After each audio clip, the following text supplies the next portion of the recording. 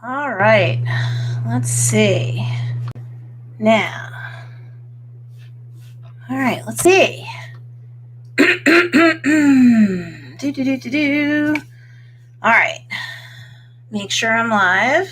Had a little bit of trouble getting on, but not really. Let me fix my hair because I will be running to an appointment after this. I'm going to throw on a quick cardigan. I only have about a half an hour today, guys. I'm sorry. Normally, for these Wednesday live training sessions, I would go, for about an hour, give or take. And some days I can be here for as long as anybody wants to be here. But it turns out, let's see, where is my chat? I don't know why they did this. Let me see. Pop out chat. There it is. Okay. New deal. All right. Excuse me. All right. So just in case you weren't sure, if you're in my Conversion Coven coaching group, we're going to have the coaching sessions here on my YouTube channel on Wednesdays moving forward for the foreseeable future. Let me just make that announcement up front. And it'll be at 10 a.m. Eastern Standard Time. And of course, unless the YouTube gods screw me, there will be a replay just in case you can't make it from week to week, but you want to go back and watch the replay. You're more than welcome to do that. There will be replays. So it just won't be in that Facebook group for, the foreseeable future. Let me just pop my chat back out. Hey, Lisa Garrett, what's going on? Yes, hashtag live, hashtag replay. Definitely share this out to anybody that you know who is an entrepreneur who wants help with their organic content marketing. So as I say, they can drive more traffic to their business so that they can do more business. So what I'll be talking about today primarily, if you guys have any questions or if you're a student of mine and you want to share a win, I'm all about reading off your wins. Hey, Miss Donna, Transformational Healing by Dawn is here. Hashtag live while working. Good morning. Yes, good morning. Let me just set the timer because I can't afford, unfortunately, to be late for this appointment. Normally, like I said at the top of this deal, I would be here for like an hour plus or minus. Like if you guys still had questions, I'd be happy to give you answers. Hey, Deborah Burkhart, what's going on? Good morning, hashtag live. Yes. So, but today I can only be here for about a half an hour. I have an alarm set because I have to travel and I have an appointment with my son. So share your wins. Definitely let me know if you're a student of mine, or even if you're not and you're just like, hey, let me know what you're doing in terms of relationship marketing for your business this week, and or what you're doing for straight up sales-based marketing this week. While we're live, the comments may disappear after we go into replay mode for this. But I'll definitely speak aloud anything in the chat. So this way, we can definitely celebrate and all that. I keep researching to see how I can keep my comments that are made while I'm live after the replay on YouTube. And I'm having a heck of a time finding out how to do that. At best, in different entrepreneurial groups that I'm in, they're like, yeah, we're having the same problem too. So don't feel dumb. And I'm sure that this is something that YouTube's going to resolve down the line. So, hey, Bridget, it's Bridget from Personal Space Creations. I just got the notification. I'm already here. Daniela Waterhawk is here. Hashtag live. Good morning. Heather Dupe is here. Good morning. Hashtag live. Share your wins, guys, because I definitely want to cheer those on. And I definitely want to acknowledge you. Let me know what you're doing for relationship marketing. Let me know what you're doing for sales-based marketing. That's one of the reasons why I like to have a standing appointment with a lot of my students so that, I can encourage them and cheer them on. They can cheer each other on and all that. And they can gain inspiration from one another. Now, I did say in the email that I sent out about this live / replay, right? Because hopefully there'll be a replay for those that couldn't make it. I did have one thing that I definitely wanted to teach in the time that I have allotted here and now. So this is the thing. Often when somebody comes to me, hey, Galactic Galleria, good morning. She says, good morning, everybody. So usually when I have a student come to me, usually when they're first taking one of my trainings or something, they'll say, well, hey, Stacey Storino, I get the idea that I'm supposed to do relationship marketing all the time. Hey, Stitchwork Stuff account is here. Hashtag live, Miss Jen Majors. What's up, girl? So, yes, and I will have a newish student come to me and say, hey, you know, I've been doing relationship marketing every day or close to it. Nothing and nobody's perfect. Don't anybody freak out. But I'm doing it every day and I'm having a hard time getting any traffic to my social posts at all. Let's just say, for example, Facebook and Instagram, but a lot of what I'm saying can translate out to Twitter and TikTok and stuff like that, right? And they're like, I post and I post and I post, and I know that I'm posting content that no matter what media it's in, is it a photo, is it a video, is it a short form video, like an Instagram reel, a YouTube shorts, is it a TikTok video, or I'm doing like graphics with like quotes or tips, tricks, and techniques. I'm doing guides on Instagram. Like I'm doing all these things. I'm doing lives with replays on Facebook and or Instagram. And I definitely recommend that everybody watching me live and on the replay, I don't care what you're selling and who you're selling it to, on Facebook, Instagram, even YouTube, it's a good idea to do a live stream once a week. Definitely post the replays. Definitely email your list to let them know that you're doing a live stream. Let them know what the live stream's purpose is and that you're going to post a replay just in case they can't make it. Because some people will stress, will there be a replay? There may be some rare times that you don't want to do that, but generally you would. And you do want to reassure people who follow you on social, people who are on your email list and whatnot, that yes, unless something weird's happening, you definitely want to post a replay. But when you're posting content on Facebook, Instagram, or elsewhere, and you're doing it every day or close to it, by the way, you guys, give me a thumbs up on YouTube. YouTube loves to see thumbs up. Really, really does.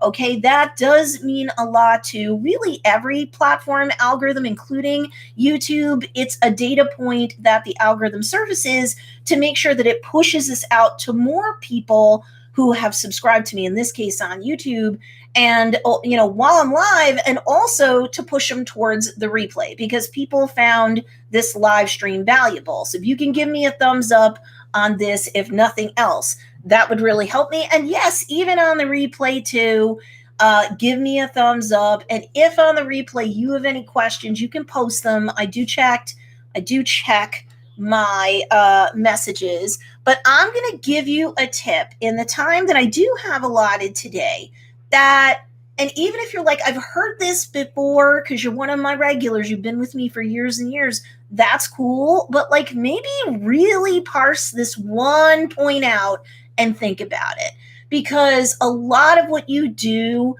on a lot of social media platforms today rises and falls on your optimization.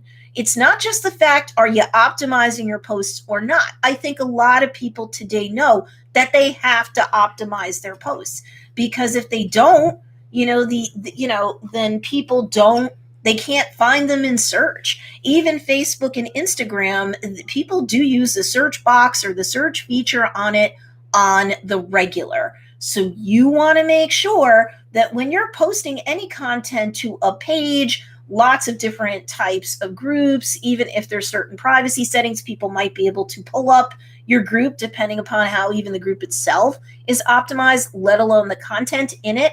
On Facebook, on Instagram, they can only follow hashtags, but they can search interchangeably on Instagram using the search feature, or they can search for keywords or hashtags, and they're going to get those results pulled up. If you're not optimizing your content at all, well, I mean, that's an easy one, and fewer people are making this mistake. If you're not optimizing at all, unless somebody is already following you, subscribe to you, and they're making a point of going to their feed on Instagram or, a page or group feed on Facebook, then guess what? If they're going and searching you out, they'll find you. But if they don't even know you exist, they weren't searching for your business, your name, your products names, your services names, your collections names, or whatever, if you're a products-based business. Not all of my students are. But for those that are, like, if somebody doesn't know about you, then obviously they're not searching you up yet. But your daily posts on social media, if they're properly optimized, will serve as digital breadcrumbs, if you will. They'll pull up stuff in search that is important to them. And if your post is properly optimized in terms of the keywords and the captions, like especially on Facebook and Instagram, and the hashtags, Facebook, I don't think hashtags are such a big deal. They really want you to use hashtags, but you live and you die on hashtags for like Twitter, TikTok, and Instagram for sure. If you're not optimizing your posts properly, then it's going to be hard for the right person to pull you up. Proper optimization isn't just picking or not picking super competitive keywords and hashtags. That's part of the process. And a lot of people even know that when they first come to me. Sometimes they're like, yeah, I should look into this more. You think? Because all the time that you spend creating these posts, most of my students aren't just trying to be influencers or just posting social for fun. If you're going to be taking the time out to post content, it has to be driving traffic to your business so you could do more business, or like for the vast majority of you, it's a waste of time, right? So let me just see really quickly. Let me make sure I haven't ignored anybody. Bridget says, do you need to use a third-party software that puts the comments on the screen to keep them? I've been researching that. I want to see if like StreamYard or Streamlabs can help me with that. If you know that already, Bridget, because I know Bridget's around my age. We both don't love tech, but I know she's like researching into this. Because something like StreamYard or Streamlabs they are two separate companies, but they do very similar things. They'll allow you to do a live stream on multiple platforms, so you can kind of kill one bird with two birds or more with one stone. So say you want to go live on Facebook and live on Instagram and live on YouTube, you can potentially do it. It's software, it costs some money. It's not necessarily a crazy amount of money anymore. Good morning, Stitchworks staff account. Good morning, Denise at Devonshire Creations. Good morning, Miss Sharon Shively. I hope you're doing better. How's the fam? Good morning, #live. Jen C. Lindquist. Good morning. Thanks for coming. Miss Marquina. Hi, Stacey. I made it, girl, with all the kids and all the stuff you have going on. I'm really honored that you made it. And I saw your comments the other day on one of my posts. Hilarious. I love it. All right, remember, guys, give me a thumbs up. That really does matter while I'm live. And also on the replay, if you're finding value, putting a thumbs up, especially on a YouTube live or on other lives that I do or anyone else does, like that's almost like you're giving a monetary tip to them, because the algorithm's going to keep serving this out while I'm live and also on the replay to people who are in the case of YouTube, subscribers. So let's think about it. A lot of you know that you have to use keywords and or hashtags to optimize things, especially on Facebook, Instagram, or elsewhere. And for Instagram especially, hashtags are super important because people can follow hashtags and they will look at the feed of certain hashtags that are very, very important to them. They may not go all the way down to the bottom, but they can scroll for a little bit if they're really into like binging content that is related to a particular hashtag. That's why Instagram allowed people to follow hashtags, not keywords, but hashtags on Instagram. We're going back like 3 years now. But you're like, but Stacey, I am using keywords and hashtags and I don't understand. I'm still not getting much, if any, traffic at all to my posts, or, maybe I am getting traffic to my posts, but, maybe I am getting more followers on social, slowly but surely, but I can't deposit followers in the bank and pay bills with them. And I know that, and I'm always like, that one link in your bio or on an account page or something for a page or group should always be your email opt-in link. We won't go into why here. I don't have enough time. Unfortunately, I have an appointment to go to with my son. But I have a video coming up on my YouTube channel about that. So if for any reason live or on the replay you're watching this and you haven't subscribed to me yet, you should, because that video, it's so important that you're driving traffic to email opt-in so you can at least capture those leads, because most people aren't going to buy from you at first blush. If they see a post, if they like your account, if they follow or subscribe to you. They may later. They do need some whining and dining. Most people do. When you see a sales funnel, it's big at the top, but it gets more narrow as you go down to the bottom. And that's because very few people just automatically drop down to the bottom to go from finding out about you and following you to getting on your email list or even bypassing that to just give you a sale. You need to capture the leads so you can do the email marketing as well as the social media marketing, because if all the pistons on the engine of your business are firing right from month to month, once you're really up and running with this online and organic content marketing thing, about 3/4 of your sales from month to month should be coming from people on your email list. And maybe the other quarter comes from social, that you either like can do sales directly on social or they go to your website.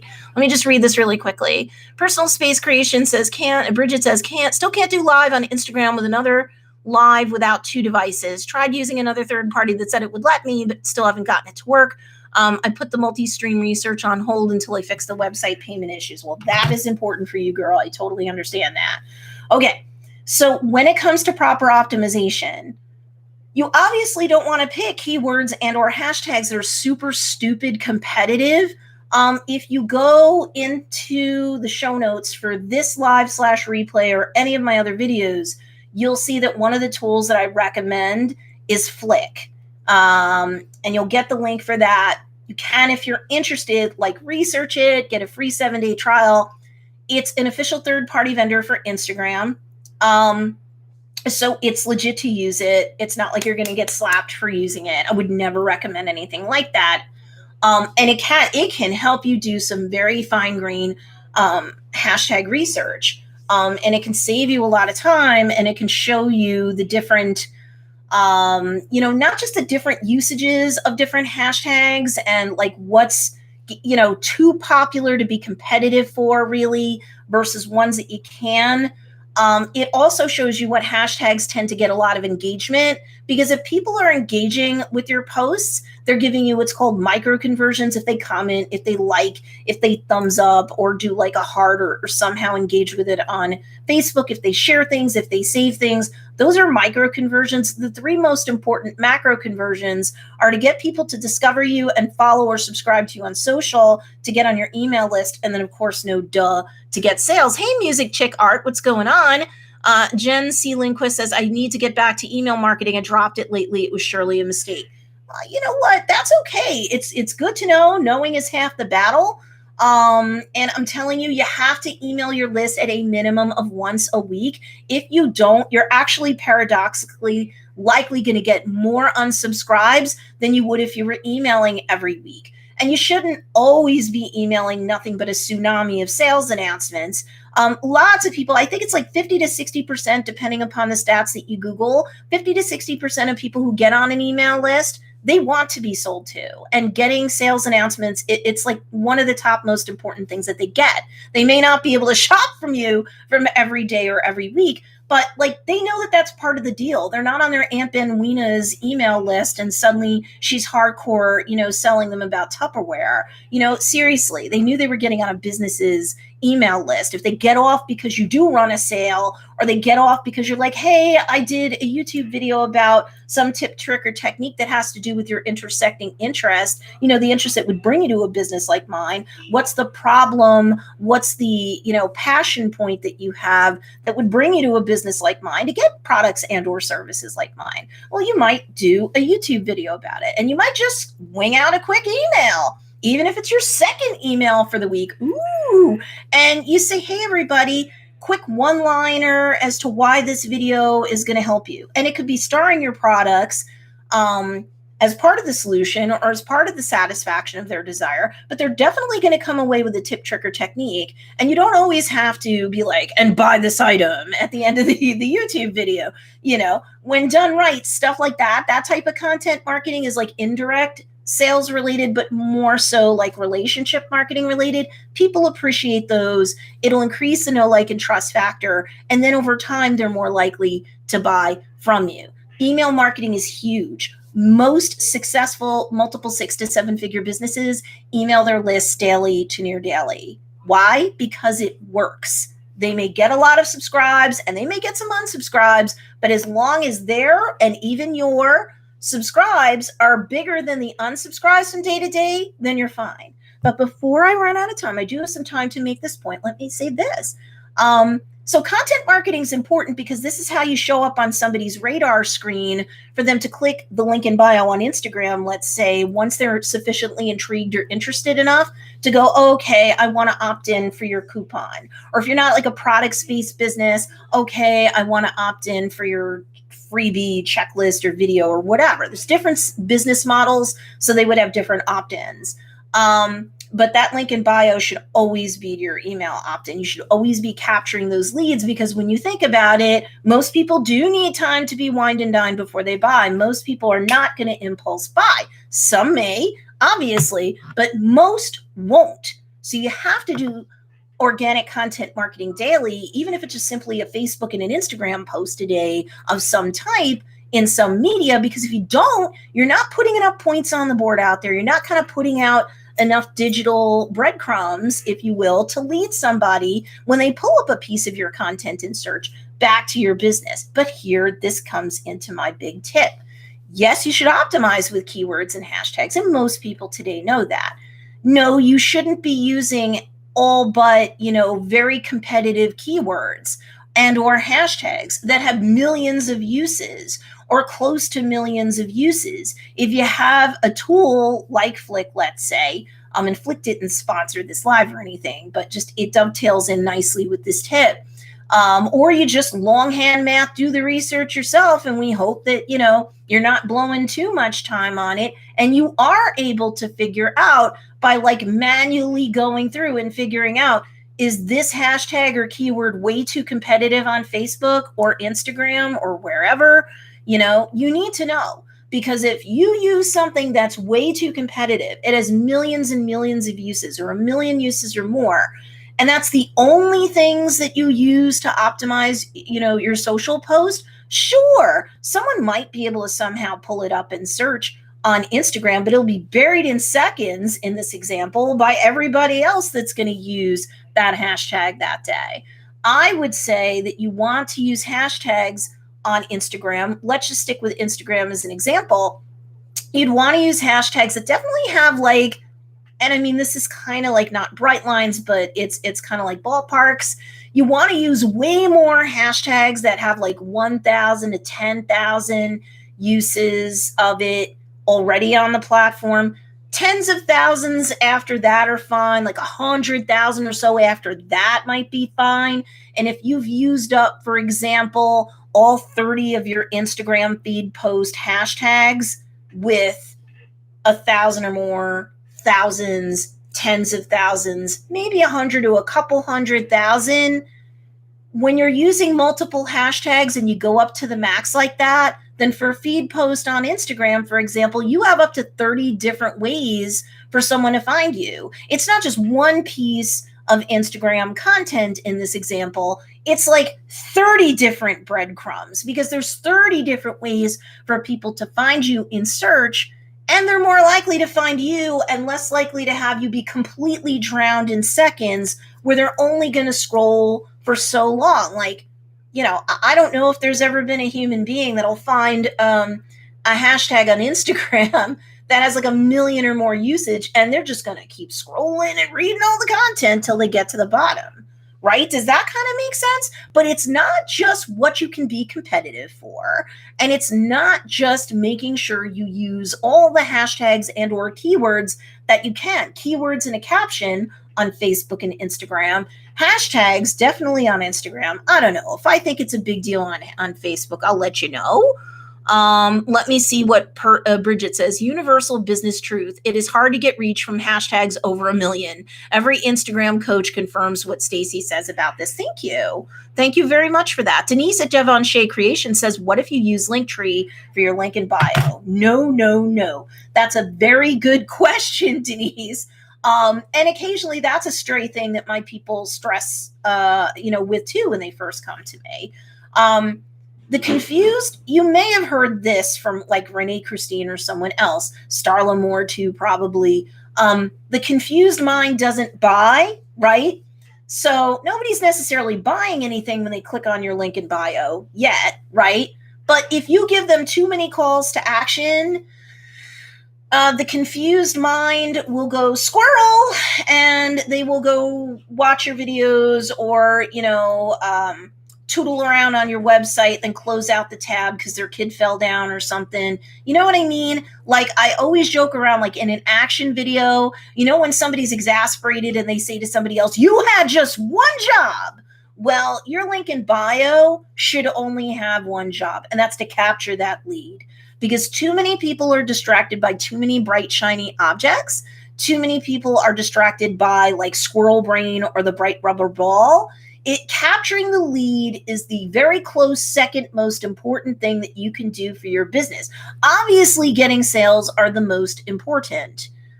So things like Linktree or Milkshake, or I just saw a student of mine the other day, love her to pieces, but I had to give her some tough love.